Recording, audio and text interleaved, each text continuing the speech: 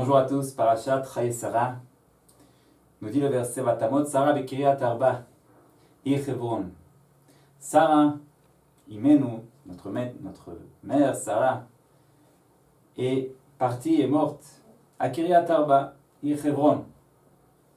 Et Alpi Asod, selon la profondeur de la Torah, nous savons que ce Kiriat Arba fait référence à autre chose que la ville de Kiriat Arba.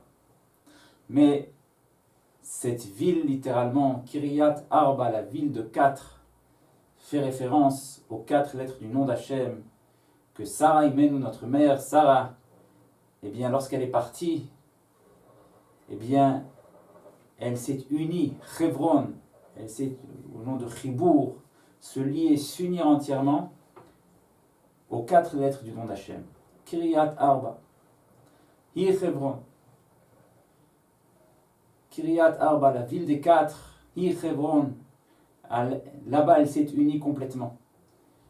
Et nous expliquent nos maîtres que ces quelques mots font référence à un niveau tout à fait hors du commun que Sarah Imenu a mérité d'atteindre, fort d'une vie de travail de Emouna, une vie de sans cesse mettre son esprit de côté et voir devant les yeux la pure Emouna de savoir qu'Hachem fait tout et pour le meilleur, même si les choses paraissent comme elles ont l'air, parce que Sarah Imenu a dû affronter les épreuves, les mêmes épreuves qu'Abraham, elle les a affrontées.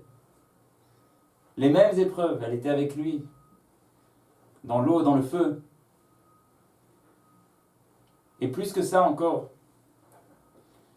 il y a même des épreuves que seule elle a affrontées, comme nous le voyons. Elle a été prise par Paro. Et puis après, rebelote, elle a été reprise par Avimelech. Mais, nous disent nos maîtres, elle n'a pas pris les choses comme nous on les prendrait.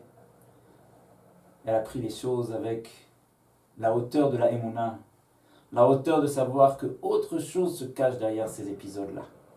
Et que ce qui se cache derrière, si grand soit le voile, se cache quelque chose, une main d'Hachem, complètement miséricordieuse, même si on ne comprend pas, même si ça s'habille parfois dans des épisodes qui sont difficiles, mais il y a un sens, parce qu'il y a la main d'Hachem. S'il y a la main d'Hachem, il y a un sens. Au point même que nous disent nos maîtres, Sarah Imenu est arrivée à un niveau plus grand que Abraham Avinu. À un niveau de prophétie plus grand, elle a vu plus haut, elle a vu plus clair. Jusqu'à ce verset-là qui est là, le couronnement de sa vie. Elle a mérité d'être enterrée dans le nom d'Hachem, s'unir complètement, s'engloutir complètement dans le nom d'Hachem. Ce nom de 4 lettres, Yud-Ke, Vav-Ke, qui représente la miséricorde entière d'Hachem, parce que c'est ça qu'elle a cherché toute sa vie. C'est ça qu'elle a, envers et contre tous les sens, ses sens, ce que lui disaient ses sens, dire non, je sais les bonnes que tu es là, et si tu es là, ma mission est de dire que c'est pour le meilleur, même si je ne le comprends pas. Et elle l'a tellement dit, elle l'a tellement redit, que même son cœur en est devenu le réceptacle de cette lumière de la Emouna, de savoir que Ribono Shel Olam, c'est toi le maître du monde, c'est toi qui fais. Je sais que c'est uniquement pour le meilleur. Son cœur en a été le réceptacle, ses membres en ont été un réceptacle, au point même que nous dit le verset, Hi Hebron, elle a été tout entière enterrée, son corps entier à Hebron s'est uni entièrement avec cette lumière de la Emouna des 4 lettres du nom d'Hachem. Pas juste la tête, pas juste le cœur, l'ensemble de ses membres est arrivé à se blottir dans cette lumière de la Emouna, à faire fi de ce qu'on voit. Et c'est là le but, la mission d'un juif. La raison pour laquelle un juif a été créé. Et comment est-ce qu'on mérite une telle chose? Comment est-ce qu'on mérite, chacun de nous, d'arriver à faire notre mission? Les peuples, les nations, eux, leur mission, c'est de développer des stratégies, des plans stratégiques, construire le monde. C'est leur mission. Et c'est tout à leur honneur. Construire des routes, des avions, des voitures, chercher comment faire que ce monde roule mieux. C'est leur mission. Esav a reçu ce monde-là comme... Mais nous, on a une mission tout autre. Nous, ça n'a rien à voir. Rien à voir du tout. Nous, notre mission est de nous trouver au milieu de tout ça. Au milieu de ces voitures, au milieu de ces avions, au milieu de ces plans stratégiques. Mais de là-bas, dévoiler l'intériorité cachée. Ce qui se cache derrière ces gens qui nous entourent, cette vitalité qui nous entoure, ces voitures, ces avions. Dévoiler que derrière ça se cache une vitalité divine. Qu'Hachem seul fait vivre ces choses-là, leur donne leur création à nouveau. Et comment est-ce qu'un juif se promène au cours de sa vie dans tous ces lieux-là et dévoile cela et recherche cela et le trouve à chaque fois un peu plus encore, comme Sarah Imenu, jusqu'à arriver à cette plénitude de la Emouna, de s'unir complètement, de s'enfouir complètement dans le nom d'Hachem. Oh, combien de conseils, combien de chemins nous recevons de la Torah, de notre sainte Torah.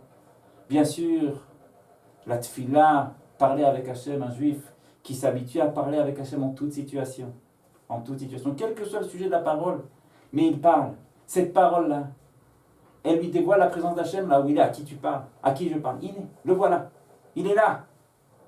Cette personne-là, elle va dans le chemin de Sarah Imenu. Elle trouve, elle fait sa mission, elle fait le but de sa création, dévoiler la présence d'Hachem ici, là où je suis, devant le problème auquel je suis confronté, dans la réussite que j'ai. Je parle à Hachem, je le dévoile. L'étude de la Torah, quand elle est étudiée, les Shem Shamaim, devant Hachem, pas étudier juste pour comme ci et comme ça, et être brillant. Non, c'est pas ça l'étude de la Torah. L'étude de la Torah, comme les tzadikim nous l'enseignent, j'étudie devant toi Hachem, parce que je sais que ta Torah, les mots de ta Torah, comme nous disent le sage, comme nous dit le rapport Rabbi Nachman de Breslev, Kula Shemotav Shel HaKadosh Baruch Hu, la Torah, ce sont tous des noms d'Hachem. Chaque mot de la Gemara, chaque mot de la Mishnah, c'est des noms d'Hachem. Tu parles à Hachem, tu appelles Hachem au travers de ton étude. Oh, quelqu'un qui étudie comme ça, la Torah le change complètement. Il voit autre chose. Les mitzvot, chaque mitzvah, nous dit Rabbi Nachman, c'est un point d'union avec Hachem. Chaque bracha, lorsqu'une personne dit une bracha, elle fait attention à ce qu'elle dit. Baruch Ata, je te tutoie Hachem, tutoie. Toi, Baruch Ata, tu es là? Oui.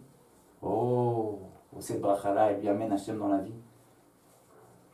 Elle le met dans le chemin de Sarah Imenu.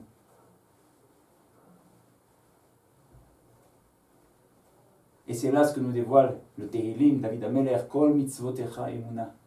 Chaque mitzvah, chaque tefillah, chaque étude t'apporte une pierre de plus dans la emuna. Te fait rentrer un peu plus dans la emuna. Et si tu la vis ainsi, tu vis ainsi la tefillah, tu t'unis à la tefillah, tu rentres à la tefillah dans toutes les heures de ta journée. Tu rentres à la Torah dans toutes les heures de ta journée. Tu cherches les mitzvot dans toutes les heures de ta journée. Alors, Kol mitzvotecha emuna, toutes ces paroles que tu as prononcées, toutes ces études, aussi courtes soient-elles de la Torah que tu as prises au vol, toutes ces mitzvot, toutes ces brachot que tu as dit avec la kavana, Baruch Ata, je te tutoie, emuna. Kol mitzvotecha emuna. Elle te rentre dans la emuna. Et toi aussi, tu vas aller dans le chemin de Sarah Imenu, arriver à cette plénitude du juif, qui est de se vivre enfoui, blotti, entouré de Kiryat Arba, ces 4 lettres du nom d'Hachem, de voir la main d'Hachem sans cesse, et son infinie miséricorde autour de lui, envers et contre tout. Que nous méritions d'aller dans ce chemin. Shabbat Shalom à tous.